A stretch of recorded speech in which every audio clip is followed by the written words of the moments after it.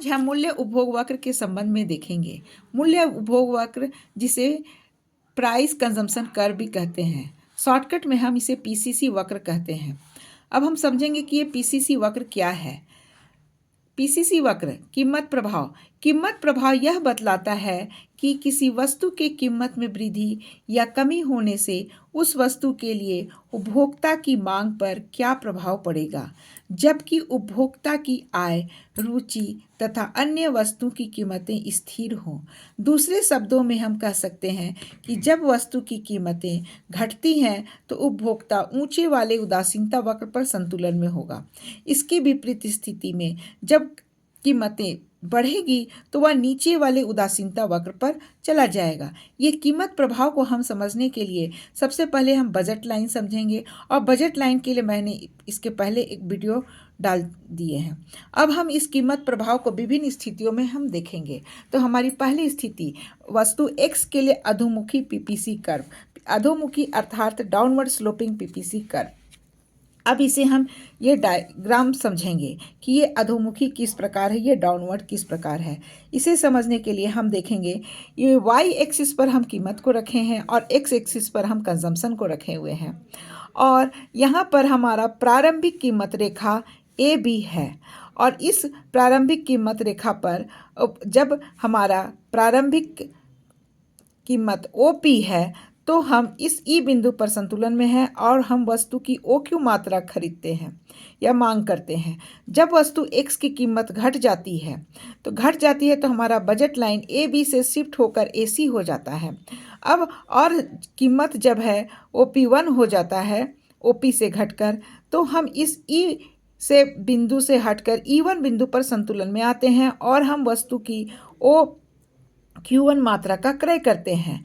अब पुनः हम और देखते हैं वस्तु X की कीमत घट गई है और नई बजट लाइन हो जाती है, कीमत रेखा हो जाती है ए डी, और कीमत OP1 से घटकर OP2 हो जाती है। तो इस कीमत पर हम संतुलन में E2 बिंदु पर होते हैं और हम वस्तु की OQ3 मात्रा का क्रय करते हैं। और अब हम पहले भी जानते हैं कि उपभोक्ता ऊंचे वाले उदासीनता वक्र पर संतुलन में चला जाता है। तो अब हम जहां ई बिंदु पर थे, ई से E1 में आए और कीमत घटने पर हम E2 बिंदु पर चले गए। तो जब हम इन बिंदुओं को मिलाते हैं तो हमें एक वक्र प्राप्त होती है जिसे हम पीसीसी वक्र कहते हैं। तो इस तरह जब वस्तु X की कीमत घटती है तो हमारी उदासीनता वक्र इस तरह हो जाती है और हमारा वस्तु X की मांग में हम वृद्धि होती है और Y की मात्रा हमारी घटती है। अगर हम ध्यान देंगे तो हम इसको इस तरह के कह सकते हैं, वस्तु X के लिए अधोमुखी झुका हुआ PPC वक्र दर्शाता है कि वस्तु X एक सामान्य वस्तु है या नॉर्मल गुड्स है और इसकी मांग क्या है, लोचदार है।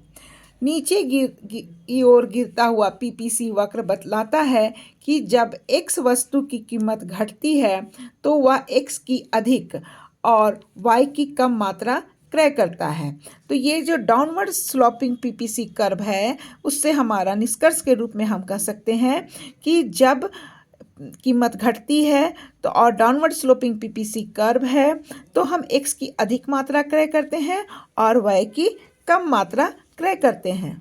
दूसरा स्थिति में हम देखेंगे जब वस्तु X के लिए ऊपर की ओर झुका हुआ पीपीसी। अब यदि हमें ऊपर की ओर चढ़ता हुआ पीपीसी वक्र दिखाई देगा तब हम क्या होता है, यहाँ पर देखिए ये हमने डायग्राम बनाया है, ये ऊपर की ओर चढ़ता हुआ पीपीसी कर्व है।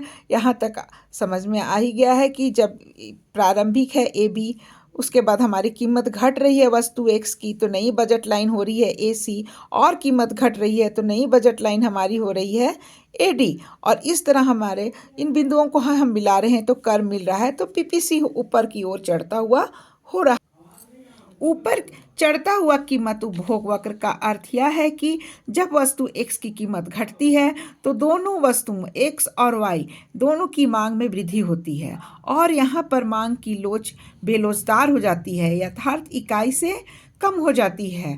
थर्ड स्थिति में हम देखेंगे वस्तु X के लिए क्षैतिज पीपीसी अर्थात X अक्ष के समानांतर पीपीसी। ये रेखा चित्र में स्पष्ट रूप से दर्शाया गया है कि ये कंडीशन हमारा पहले वाला ही है। जब कीमत घट रही है तो हमारा प्राइस लाइन ए बी से ए सी हो रहा है, और कीमत घट गई तो प्राइस लाइन हमारा ए सी से बढ़कर ए डी हो गया है। और हमारी मांग जो है यहाँ पर हमारी एक्स वस्तु की बढ़ रही है, और वाई इस वस्तु की, जैसा कि चित्र से दिखाया गया है, कुछ नहीं हो रहा, उसमें कोई परिवर्तन नहीं हो रहा है। तो एक्स अक्ष के समानांतर पीपीसी कर्व हमारा यह दर्शाता है कि जब एक्स की कीमत में गिरावट आती है तो उसकी खरीदी गई मात्रा एक्स के में बढ़ती है, एक्स बढ़ती है और वाई के समान और स्थिर रहती है।